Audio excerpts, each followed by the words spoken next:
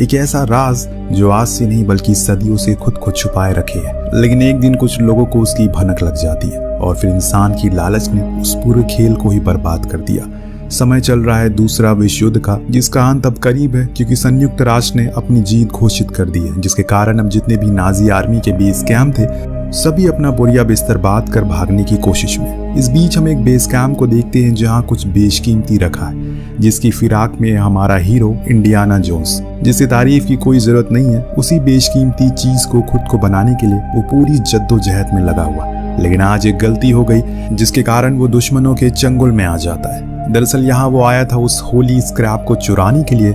ये वो भाला है जिससे कि जब जीसस को सूली पर आखिरी बार चढ़ाया गया था तभी इसी भाले से उनके हाथ को ठोका गया था, जिसके निशान आज भी इस होली स्क्रैप पर है। लेकिन अफसोस कि अब इंडियाना इसे हासिल नहीं कर पाएगा क्योंकि उसे फांसी की सजा सुना दी गई है। इस बीच उसका दूसरा दोस्त शॉन भी पकड़ा जाता है, जिसे वो अपनी ट्रेन की बोगी में बांध देने को कहता है। अब ट्रेन चल चुकी है, धीरे धीरे खुद की रफ्तार को भी पकड़ना शुरू करती है, तो वहीं पीछे इंडियाना भी खुद को आजाद करवा लेता है और एक सिपाही की बाइक से उस ट्रेन का पीछा करता है। फिर बड़ी ही मुश्किलात के साथ उस ट्रेन को पकड़ पाता है। इधर डॉक्टर वूलर आकर जनरल को बताता है कि जिस होली क्रैप के पीछे वो है असल में वो नकली है, क्योंकि असली वाला तो उसी समय पर तोड़ दिया गया था जीसस के समर्थकों द्वारा। ये बात इंडियाना को भी पता थी, लेकिन वो फिर भी उसे चुराने के लिए आया क्योंकि वो नकली है। ये सिर्फ उसे पता है, दुनिया को नहीं। अगर वो धर्म के नाम पर उसे बेचेगा तो लेने वालों की करोड़ों की कतार लग जाएगी, और ये एक कड़वा सच भी है। लेकिन अब जनरल को ये बात पता लग चुकी है। वो परेशान हो गया क्योंकि वो इस नकली चीज को हिटलर के सामने नहीं लाकर रख सकता।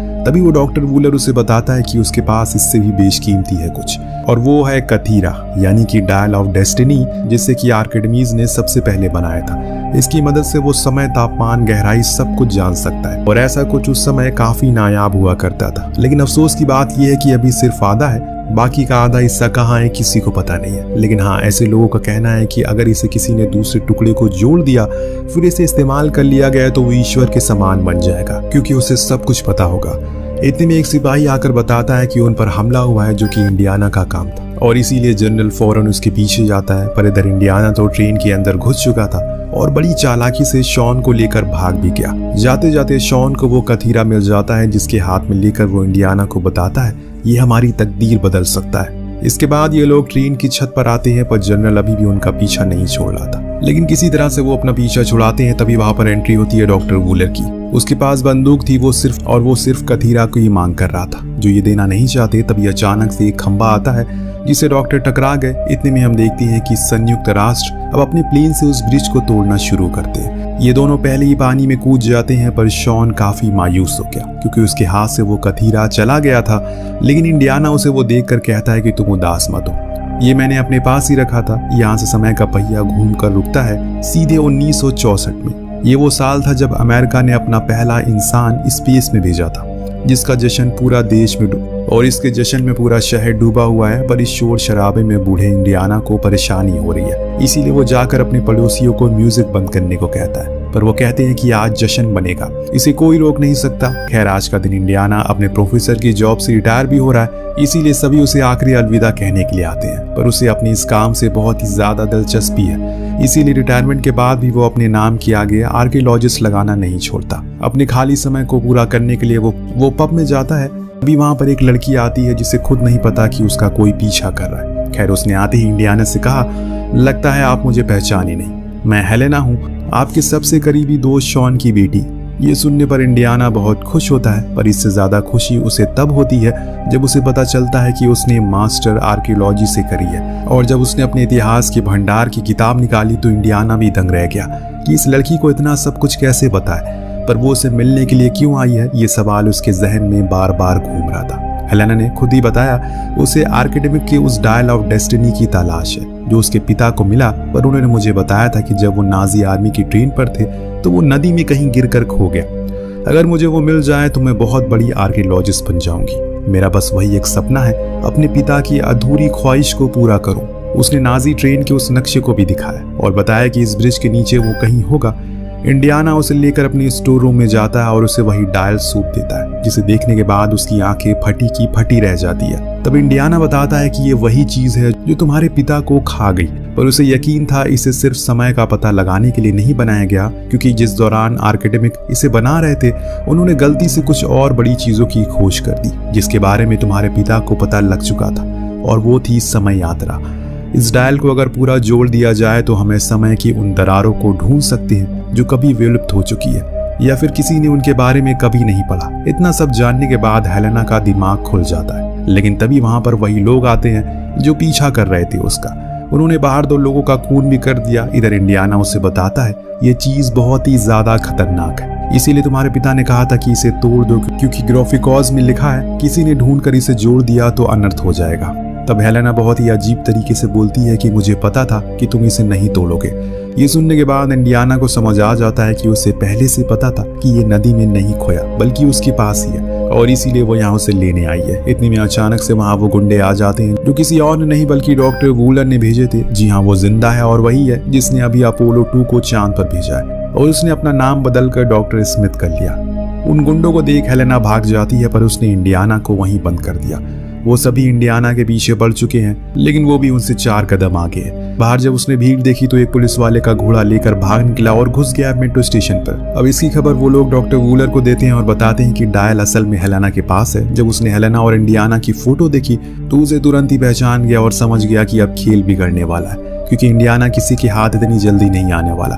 भले ही शेर बूढ़ा हो गया हो, लेकिन शिकार करना वो नहीं भूलता। इंडियाना का एक पुराना दोस्त सलार उसे छुपते छुपाते अपने घर ले आता है, जहां वो उसे हेलेना के बारे में सब कुछ बता देता है, यानी कि उसका पूरा कच्चा चिट्ठा खोल देता है। दरअसल हेलेना कोई मामूली लड़की नहीं है। पिछले साल की बात है, उसे एक जगह पर कुछ एंशिएंट आइटम को बेचते हुए पकड़ा गया, लेकिन इससे भी गौर करने वाली बात यह है उसकी रिहाई मोरक्को के माफिया के बेटे अजीम रहीम ने करवाई, जो इन कामों में काफी माहिर है। अगले हफ्ते उसके होटल में इन एंशिएंट और हिस्टोरिक आइटम की नीलामी होने वाली है। गैर कानूनी तरीके से तो हो सकता है कि हेलेना उस डायल को वहीं बेचने के लिए जाए। ये सुनते ही इंडियाना फौरन मोरक्को के लिए रवाना होता है, क्योंकि अगर ये डायल किसी और के हाथ लग गया तो आप सोच ही सकते हैं कि क्या हो सकता है। अब प्लेन में बैठकर उसने उन सारी चिट्ठियों को पढ़ा जो किसी समय पर शॉन ने उसे भेजी थी, जिसमें कथीरा का पूरा जिक्र था। ये कैसे काम करता है और अगर इसे दूसरे टुकड़े को किसी ने हासिल कर लिया तो क्या अंजाम होगा। मोरक्को पहुंचकर सीधा उसी होटल में वो गया जहां उसे हेलेना मिल गई, जो एक 17 साल के लड़के टेडी के साथ मिलकर उस डायलर की नीलामी कर रही थी। इंडियाना उसे ऐसा करने से रोकता है कि तभी वहां पर डॉक्टर वूलर आ गया, जिसे पहली बार देखते ही इंडियाना ने उसे पहचान लिया और पूछा कि अभी भी वो नाजी है, पर वो उसकी बात पलटते हुए कहता है कि उसे कोई गलतफहमी हुई है। वो डॉक्टर स्मिथ है जिसकी बात वो कर रहा है, वो कोई और है, लेकिन दोनों को पता है कि ये बात झूठ है। अब यहाँ डॉक्टर भी उस डायल पर खुद का हक जताना शुरू करता है, जो देख इंडियाना को समझ आ गया कि यही सही मौका है। वहां से वो तोड़ फोड़ करना शुरू करता है, जिससे वो डायल अपनी जगह से झटक जाता है, लेकिन अंत में वो डॉक्टर वूलर के हाथ ही लग गया, जिसे लेकर वो फरार हो गया और ये दोनों उसे पकड़ते हैं। तभी वहां मोरक्को की पुलिस आ जाती है, लेकिन अचानक वो सभी पीछे हटने लगे, क्योंकि पीछे अब माफिया का बेटा रहीम आ चुका है, जिसके साथ हेलेना ने प्यार का नाटक किया ताकि वो उसे जेल से छुड़वा दे। पर रहीम तो उसके प्यार में मजनू बन चुका है। जब उसे पता चला कि उसने उनकी एंगेजमेंट रिंग को ही बेच दिया तो वो गुस्से में लाल हो जाता है और अपने लोगों को इनके पीछे लगा देता है। लेकिन वो तो सही समय पर वहां टेडी आ गया, जो इन्हें ऑटो में बैठाकर भाग ले गया। जब इंडियाना ने देखा कि वहां साइड में डॉक्टर वूलर की कार जा रही है, उसने स्टीयरिंग खुद के कंट्रोल में ले लिया और उसका पीछा करना शुरू किया। इनकी सबसे बड़ी मुसीबत थी रहीम, जो इनके पीछे पड़ चुका है। अब जब तक इन्होंने उसे छुटकारा पाया तब तक डॉक्टर वूलर फरार हो गया, लेकिन उसका भी दिन अच्छा नहीं होता। आगे जाने पर उसे अमेरिकन आर्मी के कुछ एजेंट पकड़ लेते हैं और अपने साथ ले गए। लेकिन जब डॉक्टर वूलर ने उन्हें कहा कि उसे जाने दो क्योंकि उसे अभी इसे दूसरे हिस्से को भी ढूंढना है, पर वो उसे भी कहीं जाने को मना कर देते हैं। अब डॉक्टर अपने एक साथी के साथ मिलकर सभी को मार डालता है, फिर उस पूरे चॉपर को अपने कंट्रोल में ले लेता है। इधर टेडी इंडियाना को पानी ला कर देता है, पर इंडियाना हेलेना पर बहुत ज्यादा गुस्सा करता है कि वो अपने पिता की सालों की मेहनत पर पानी फेर रही है। वो नहीं चाहते थे कि किसी के भी हाथ लगे, पर तुमने उन्हें वो डायल के साथ साथ उसकी वो किताबें भी दे दी जिसमें उसकी जिंदगी का पूरा रहस्य लिखा था। हेलेना का कहना है कि उस किताब का हर एक पन्ना मेरे दिमाग में छपा हुआ है, जो मुझे कोई छीन नहीं पाएगा। इस बात का टेस्ट करने के लिए उसने पूछा, क्या तुम्हें ग्राफिकोस की लोकेशन पता है? हेलेना ने कहा कि हाँ, पर उसे यकीन नहीं हो रहा है क्योंकि उस लोकेशन का किसी को पता नहीं था। लेकिन हेलेना का कहना है कि उसके पिता को पता था, उन्होंने उस किताब में वो लोकेशन लिखी थी जो कि कोर्ट्स में थी। ये सुनते ही इंडियाना समझ जाता है कि उसके पास जो लेटर थे शॉन के, उसमें भी वो कोर्ट्स लिखे थे, जो कि एक एल्टीट्यूड था, यानी कि उनके पास मौका है उस दूसरे हिस्से को ढूंढने का। लेकिन हेलेना के पास कोई डाइवर नहीं है जो कि समुद्र के नीचे जाकर उसे ढूंढ सके। लेकिन इंडियाना का एक पुराना दोस्त है जो इस काम को कर सकता है। ये लोग सीधा पहुंचते हैं एथेंस नाम के शहर में, जहां उन्हें रोनाल्डो नाम का शख्स मिलता है और वो उसकी बोट से समुद्र के उस पार जाते हैं जहां वो जहाज डूबा था, जिसके अंदर ये डायल था। हेलेना इंडियाना को बताती है कि जब वो शिप डूबा तो उसके 2 टुकड़े हुए, एक टुकड़ा पानी के थोड़े ऊपर था और दूसरा टुकड़ा पानी के काफी गहराई में, जहां ढेर सारे सिपाही तैयार थे जिनकी निगरानी में डायल को लेकर कहीं जा रहा था। अब देर रात हेलेना इंडियाना से सवाल करती है अगर उन्हें मौका मिले समय में पीछे जाने का तो वो किस समय में जाएंगे। इंडियाना ने बिना समय लिए जवाब दे दिया कि वो वियतनाम वॉर के समय जाएगा, जब उसका बेटा जंग में जा रहा था जहां उसकी मौत हो गई, पर वापस जाकर उसे जंग में जाने से रोकेगा ताकि वो जिंदा रहे, जिससे कि वो और उसकी बीवी के रिश्ते भी सलामत रहे, जो कि अब बिगड़ चुके हैं। अब ये अकेलापन मुझे खोखला बना रहा है अंदर से। इतना बोलने के बाद वो सोने के लिए चला गया। अगली सुबह ये लोग अब तैयार होते हैं उस डूबे हुए जहाज पर जाने के लिए, जो समुद्र की 300 फीट की गहराई में था, जहां जाना इतना आसान तो नहीं था।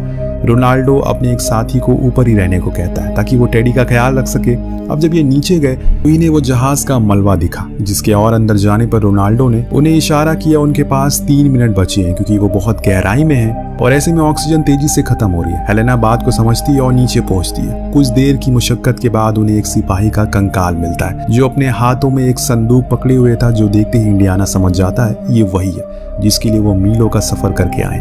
पर एक मुसीबत है, ऊपर इनकी बोट के साथ एक और बोट है। जी हाँ, डॉक्टर वूलर, उसके लोग यहाँ भी पहुंच चुके हैं, जो इन सभी को बंदी बना लेते हैं और साथ में से वो संदूक भी ले लेते हैं, जिसे खोलने पर उसके अंदर एक सीली दिखी जिस पर कुछ लिखा था, जो सिर्फ इंडियाना ही पढ़ सकता है, लेकिन वो पढ़ने से इनकार करता है, जिससे गुस्से में आकर डॉक्टर रोनाल्डो को शूट कर देता है। तब हेलेना आकर बताती है कि उसके पिता ने उसे ये भाषा सिखाई है, उसे आता है पढ़ने, लेकिन बदले में उसे 3 करोड़ चाहिए। डॉक्टर वूलर मान गया, उसे पैसों की जगह पर हीरा दे दिया जो बेशकीमती थे। और तब हेलेना पढ़ना शुरू करती है कि जिस चीज की तुम्हें और न जाने कितनों की तलाश है वो आर्किडेमियर की कब्र में है। ये सुनने पर डॉक्टर कहता है कि वो आज तक किसी को मिली ही नहीं।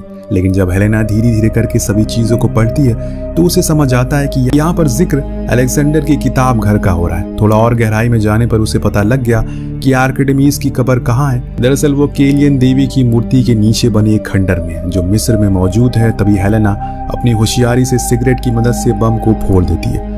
मौके का फायदा उठाकर ये लोग इन्हीं लोगों की बोट से फरार हो जाते हैं। अब इनकी अगली मंजिल थी मिस्र। इस बीच इंडियाना उस ग्राफिकोस की सीली को जला देता है, जिसके अंदर से असली ग्राफिकोस बाहर आता है, यानी कि एक नक्शा जो पूरे सोने का था। वहां से पहुंचने से पहले डॉक्टर वूलर और वो लोग वहां पहुंच जाते हैं और टेडी को इन लोगों ने अगवा कर लिया था, पर उन्हें पता है कि वो आएगा तो यही, जो सच भी था वो वही था, बस उनसे कुछ पीछे।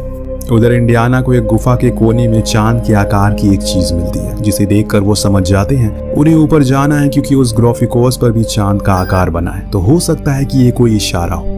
धीरे धीरे ऊपर चढ़ने के बाद ये लोग एक दरवाजे तक पहुंचते हैं, जिसकी उस पार शायद इनकी तलाश खत्म हो जाए। लेकिन सबसे बड़ा सवाल, ये दरवाजा खुलेगा कैसे। उधर टेडी को जब डॉक्टर वूलर के गुंडे लेकर आगे बढ़ रहे थे, तभी उसने चालाकी से एक आदमी पर अपनी हथकड़ी की चाबी छीन ली और उसे पता चल गया, इसलिए दोनों ही पानी में गिर गए। अब वो पानी इतना गहरा था कि दोनों को ही मुश्किल होने लगी, पर टेडी को ऐसी चीजों की आदत है, वो उसे चकमा देकर दूसरे साइड आ गया।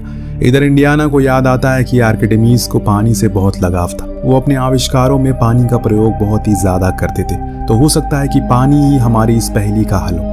इसीलिए ये लोग उस जगह पर पानी को ढूंढना शुरू करते हैं, जो उन्हें बड़ी ही आसानी से मिलता है। दरअसल वहीं एक छोटा सा पॉन्ड था, जिसके अंदर वो उस जगह पड़े मलबे को उसमें फेंकना शुरू करते हैं, जिससे धीरे धीरे वो पानी का स्तर कम होने लगता है। और इस दौरान इन्हें तालों की चटकने की आवाज आती है, यानी कि इंडियाना का अनुमान सही था। इतने में अचानक वो पूरा पॉन्ड किसी स्लाइडर जैसा बन जाता है, जिसकी मदद से ये लोग दूसरी साइड आ जाते हैं, जहां इनकी आंखों के सामने आर्किडेमीज का मकबरा था, जिसे आज तक कोई ढूंढ नहीं पाया, पर इंडियाना ने वो कर दिखाया। अब उसने उस ताबूत को खोला तो उसके अंदर उसे आर्किडेमीज का कंकाल मिला, जिसके हाथों में वो दूसरा हिस्सा था जिसे वो ले लेते हैं। लेकिन जब इसकी नजर उसकी कलाइयों पर गई तो वो दंग रह गए, क्योंकि उसने एक एनालॉग घड़ी पहनी थी, लेकिन उसके समय पर उस घड़ी का आविष्कार हुआ ही नहीं था, जिसका मतलब ये है शॉन सही था, इस डायल से समय यात्रा की जा सकती है। अब इससे आगे वो कुछ और समझ पाता, डॉक्टर वूलर वहां पहुंच गया, जिसने बंदूक की नोक पर इनसे वो दूसरा हिस्सा ले लिया, फिर उन दोनों को जोड़कर फिक्स कर दिया। जिससे वो चलना शुरू कर देती हैं, लेकिन तभी टेडी एक गुंडे के ऊपर चढ़कर हमला करता है। इससे हुआ ये कि वहां पर अफरा तफरी मच गई और इसी में इंडियाना को भी गोली लग जाती है। लेकिन वो इन दोनों से जाने को कहता है। इधर डॉक्टर वुलन ने इंडियाना को लेकर प्लेन में बैठ जाता है और एक लोकेशन को सेट करके अपने पायलट को एल्टीट्यूड दे देता है। उसका कहना था कि इस जगह पर समय की दरार मिलेगी जहां से सब कुछ बदल जाएगा। वो वर्ल्ड वॉर 2 को जीत जाएगा, जो गलतियां हिटलर ने की उसे सही करेगा और खुद अपने हाथों से उसे खत्म करके इस देश पर राज करेगा। उसने अपनी वही पुरानी वर्दी पहन ली जिसे देखकर शायद आज भी कुछ यहूदी कांप जाते हैं। पर अभी कहानी में असली थ्रिलर आना बाकी है। दरअसल टेडी ने एक प्लेन को उनके पीछे लगा दिया, पर हेलेना को उसे टेक ऑफ होने से पहले ही उसमें घुस जाती है और ऊपर से डॉक्टर वूलर को इंडियाना को बताता है कि जिस लोकेशन पर तुम जा रहे हो अब वैसा वहां नहीं होगा, क्योंकि आर्किमिडीज ने यह नक्शा आज से 2000 साल पहले बनाया था। तब से लेकर आज तक पृथ्वी की सिल्लियां न जाने कितनी बार अपनी जगह से दूसरी जगह पर गई होंगी, उन अनगिनत भूकंपों की वजह से। इसीलिए अगर तुम हल्के से भी चूके तो अनर्थ हो सकता है। थोड़ी देर सोच विचार करने के बाद डॉक्टर को भी समझ आता है कि वो सही कह रहा है। इसीलिए वो अपने पायलट से प्लेन को राइट लेने को कहता है। पर वो दरार अब उनके सामने थी और उसकी चुंबकीय ताकत इतनी ज्यादा थी कि इनका प्लेन अब रुक ही नहीं पाता और वो देखते ही देखते उसमें समा जाता है। जब दूसरी तरफ निकलते हैं ये लोग तो वहां दिन हो रहा था, जो देख डॉक्टर बहुत खुश हुआ कि शायद वो सही जगह पर आ चुका है। लेकिन इंडियाना ने उसे बताया कि ये वर्ल्ड वॉर 2 का समय नहीं बल्कि नीचे रोमन एम्पायर आर्किमिडीज की सेना के बीच में जंग चल रही है, यानी कि ये समय 200 BC का है। जो सुनने पर डॉक्टर के तो होश उड़ जाते हैं। तो वहीं अपने महल की खिड़की से जब आर्किमिडीज ने एक लोहे की चीज को उड़ते हुए देखा तो समझ गया कि वो फ्यूचर से आया है, जिसका मतलब ये था उसका बनाया हुआ कथीरा काम करने लगा है। उसी प्लेन पर अब रोमन एम्पायर की सेना हमला करना शुरू करती है, क्योंकि उन्हें समझ नहीं आ रहा है कि ये चीज क्या है जो आसमान में उड़ रही है। अभी तक उन्होंने सिर्फ जमीन से जुड़ी चीजें बनाई थी। वुलन फौरन अपने पायलट से कहता है कि उसी दरार की तरफ चलो, इससे पहले कि वो बंद हो जाए। लेकिन ऐसा मुमकिन नहीं हो पाता क्योंकि इनका इंजन खराब हो चुका है, जिसका मतलब है कि मौत। इसी बात का फायदा उठाकर इंडियाना हेलेना को लेकर पैराशूट से कूद जाता है और इन लोगों का प्लेन नीचे आते हुए क्रैश हो जाता है। आर्किमिडीज फौरन उस मलबे के पास गया, वहां डॉक्टर के हाथ से उस एनालॉग वाली घड़ी और कथीरा को ले लिया जो पूरी तरह से बना हुआ था। इसे देखकर वो बहुत खुश होता है क्योंकि उसने सालों की मेहनत आज बन गई। इसके बाद वो इंडियाना, जिसने जब उसे अपनी आंखों से देखा तब उसे एक ही शब्द निकला, वाह, ये वही शख्स है जिसके किस्से आज लोगों की जुबान पर रटे हुए, आर्किमिडीज ने पूछा कि वो कौन है, कौन से सन से आया। तब उसने बताया कि वो 2000 साल आगे से आया है, जहाँ उन्हें आज भी याद किया जाता है। ये उनके लिए सौभाग्य की बात है कि वो उनसे मिल सके।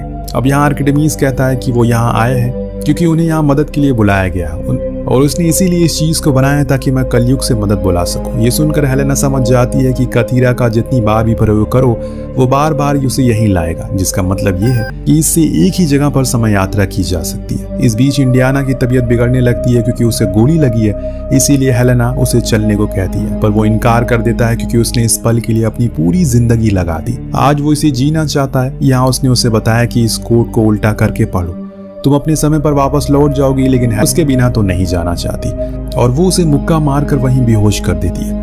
अब जब उसकी आंख खुली तो वो उसी समय में जहाँ पर एयरप्लेन भी थे, कार भी थी और वो उसके नाखुश भी था कि वो उसे वापस लेकर क्यों आ गई। तभी रूम में उसकी पत्नी आई जिसे देखकर वो हैरान था। तब उसने कहा कि हेलेना ने उसे सब बता दिया कि तुम किस अकेलेपन से सालों से गुजर रहे हो, लेकिन अब ऐसा कुछ नहीं होगा, हम लोग साथ साथ रहेंगे। इतना कहने के बाद वो उसे किस कर लेता और कहानी इसी दृश्य के साथ खत्म हो जाती। आपको कहानी कैसी लगी हमें कमेंट करके जरूर बताइएगा। ये कमाल की समय यात्रा कहानी है जो देखने में काफी मजेदार लगती है। कमेंट करके हमें जरूर बताइएगा। मिलते हैं अगले वीडियो में। Thank you so much watching. Peace out.